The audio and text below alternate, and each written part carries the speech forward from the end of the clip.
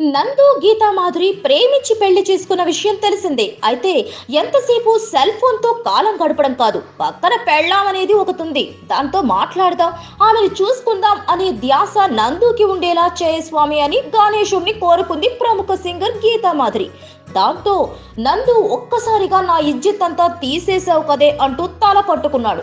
ఈ సంఘటన ఓ టీవీ కార్యక్రమంలో జరిగింది. అయితే గీతా మాధురి నందు ఇజ్జత్ తీసినప్పటికీ నందు మాత్రం ఈ జన్మలోనే కాదు, జన్మ జన్మలకు గీతా మాధురే నా భార్యగా కావాలని కోరుకుంటున్నాను అంటూ చెప్పుకొచ్చాడు. ఆ విషయాన్ని పక్కన పెడితే ఒకటి మాత్రం వాస్తవం, సెల్ ఫోన్ వచ్చాక పక్కనున్న వాళ్ళని మర్చిపోయి ఆ సెల్ ఫోన్ తోనే గడుపుతున్నారు జనాలు. చుట్టుపక్కల ఎంతమంది ఉన్నా కూడా చేతిలో సెల్ ఫోన్ లేకపోతే అప్పుడు మాత్రమే ఒంటరినని, ఏదో కోల్పోయారని ఫీల్ అవుతున్నారు జనాలు. బంధాలు అనుబంధాలు పక్కకు పోయి చేతిలో సెల్ ఫోన్ ఒక్కటుంటే సరిపోతుంది అనే పరిస్థితికి వచ్చారు. హతవిధి. Please subscribe. Hi, it's me Purna. Please subscribe.